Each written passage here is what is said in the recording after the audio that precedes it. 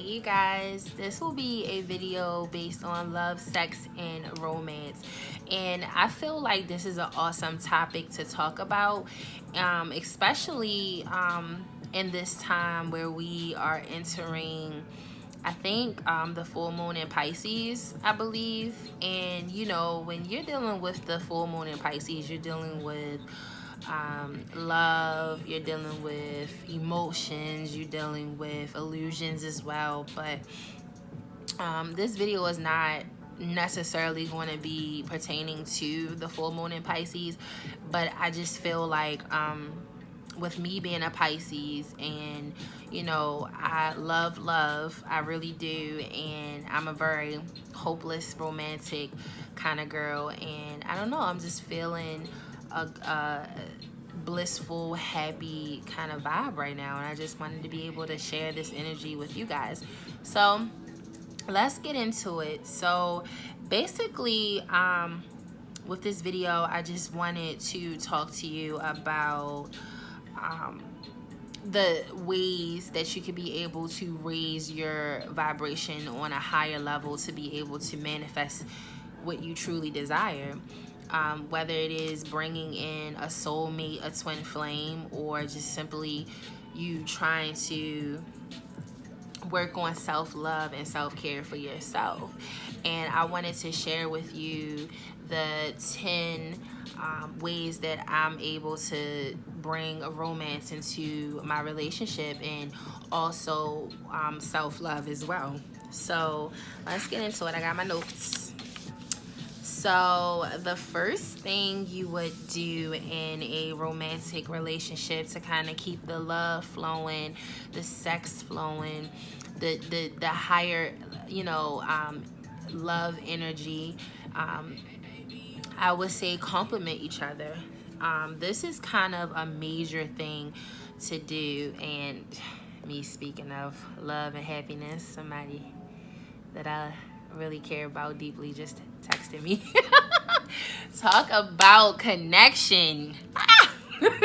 So yeah, you want to be able to compliment each other. You want to be able to let your partner know that they feel accepted, they feel valued, they feel respected, you appreciate the things that they do. Those things come a long way, and it makes them feel good within.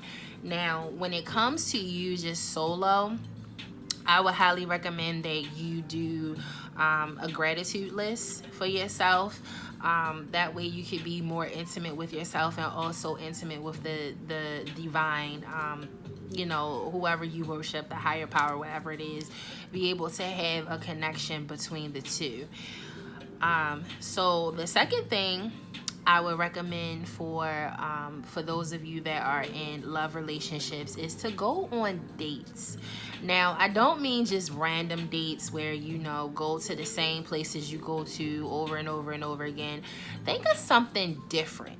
I know for me, one thing that I like to do when I'm in a relationship, a loving relationship, I like to be able to spice up the relationship by maybe once or twice a month we go somewhere that we have never been before.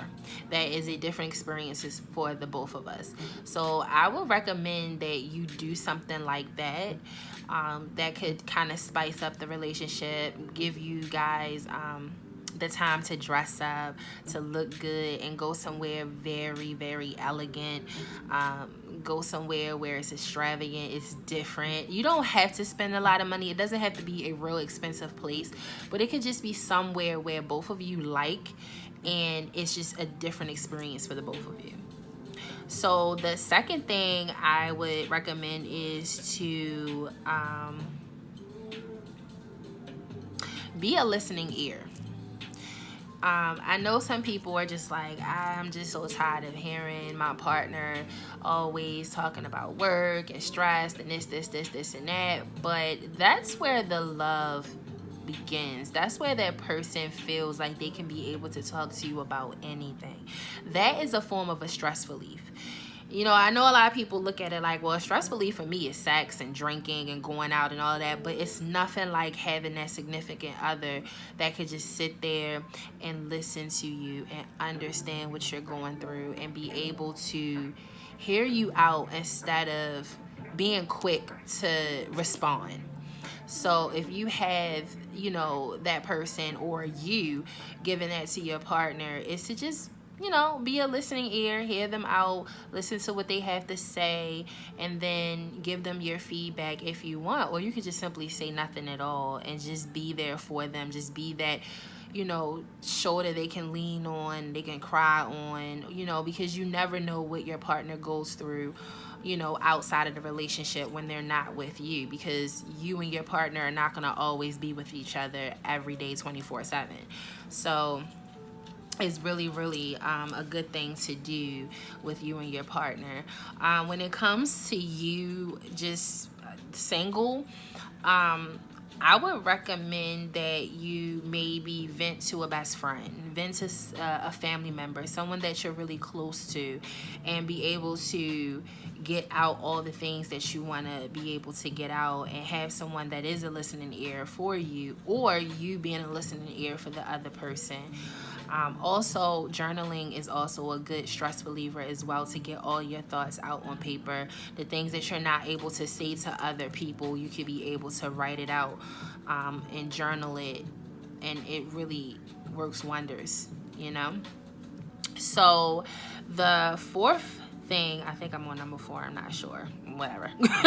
So the fourth thing I would recommend for couples that are in a loving relationship, that would be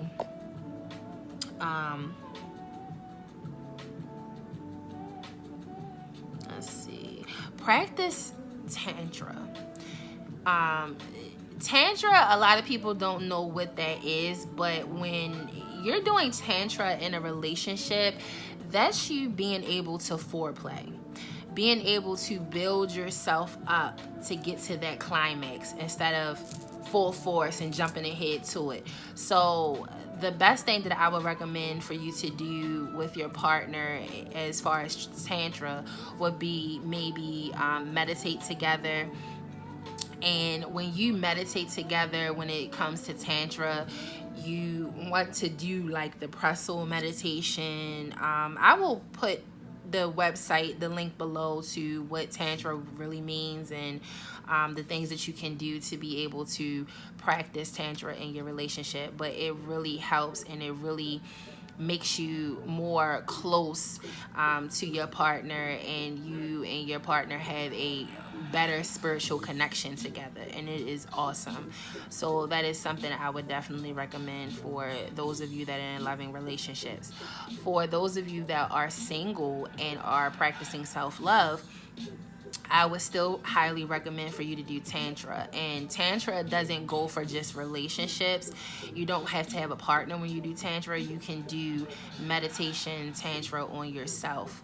And it's like breathing exercises you can do. Also, when it comes to masturbation, it's different steps that you can take to be able to get you build up to the point where you're gonna climax, but then when you get to that peak, you don't release. So it's some good stuff. It's some good stuff, and it helps you be able to keep all of that in and have multiple orgasms. Like, you can have multiple orgasms and have a great feeling, a great experience when you are able to practice Tantra. So like I said, I will leave the link below to that if those of you are interested in learning Tantra.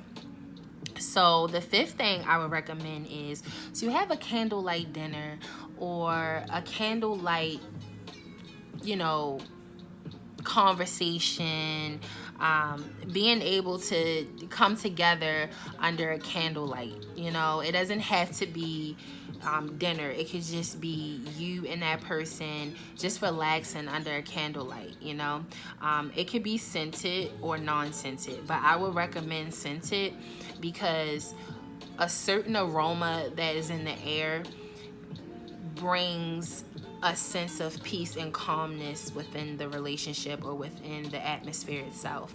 So I would definitely recommend for you to get like scented candles, something that smells very mild, but is a nice erotic type of scent to it. But yeah, I would definitely recommend a candlelight setting, because that is romantic, it's awesome, and it gets the mood right. So the sixth thing I would recommend is to read to each other. You know, share some books that you and that person like, and be able to read a chapter or two out of a book. You know, one week you reading a chapter to your significant other. Maybe the next day he's reading, or he or she, vice versa, is reading a chapter out of their book to you. Now, this doesn't have to be a book. It could be a magazine. It could be an article. It could be anything that you are sharing to the other, where it is reading to that person, because that is another form of romantic energy. It's a form of intimacy as well. And you have that person's undivided attention, and they're gaining knowledge of the information that you are excited about. So that's a good thing to do. So the seventh thing I would recommend is to share your hobbies together, or do hobbies together that you love. So what I mean by share hobbies, I mean like, you know, one week you know, share a hobby that you may like, the next week you may share a hobby that your partner may like, and you're able to connect on an intimate level as well, being creative together. So that's a good sign of, you know, raising your vibrational level as well. So the eighth thing I would recommend, well, am I on the eighth? I think I'm on the 8th or the 9th. I'm not sure.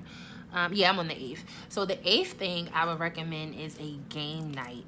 And a lot of people don't do this. A lot of people don't, you know, bring this into their relationship. But I feel like it's another form of intimacy, that in a form of romance that you can bring to the table in your relationship. And it's where you guys can just be kids again, you know. Bring that nostalgic type of energy into your relationship, into your connection, whether it's board games, card games. You know, you're able to challenge the other, and the other is able to challenge you. It's just, it's awesome. It's like you're putting knowledge in it, you're putting fun in it, and you're just having a good time, you know. You're able to show a sense of humor to the relationship. It's not all serious all the time. It is, you're able to have fun. You know, you can be intimate and fun at the same time. So it's a great experience to have. So the ninth thing I would recommend to, you know, bring into your relationship to keep the spark going, to keep the love going, that would be taking baths together. A lot of people don't do that. A lot of people are into taking showers together. I mean, that's a form of intimacy. It gets the job done just as well. But it's nothing like being able to be skin to skin, body to body, and relaxing in the same tub together with the candles, with the rose petals, with scented oils.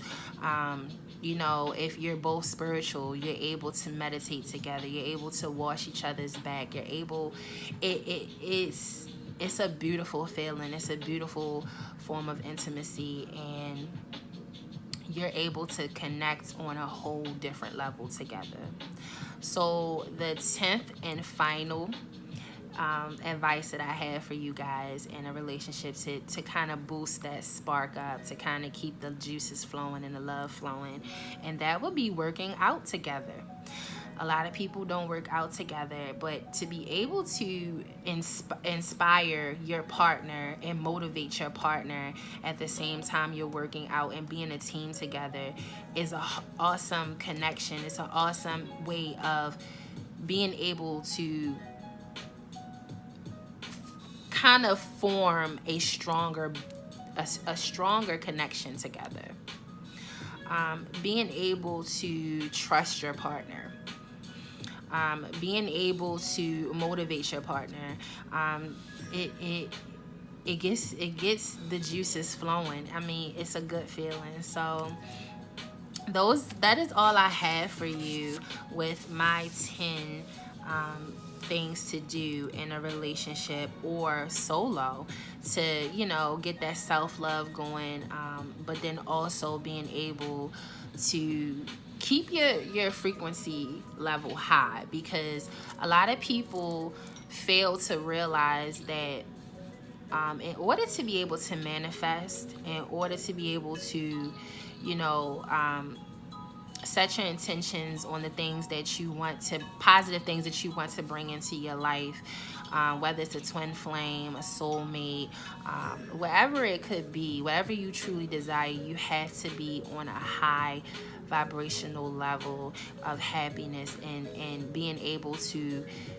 think and feel positive energy.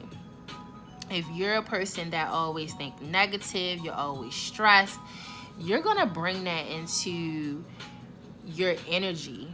You know, you're gonna bring that into your connection that you have with your partner, and all it's gonna do is bring this negative cloud over you guys, and you don't want that. You don't want to always feel mopey and sad. You want to be able to bring that spark into the relationship. You want to keep the foundation strong. You want to be able to share a different level of intimacy with your partner, and it doesn't have to always be sex. So I hope these messages and this advice was helpful for you. If it was, please leave a thumbs up or subscribe to my channel. I would greatly appreciate that. So I'm gonna leave you with this and a toast with my wine. And you guys have a good night. Namaste.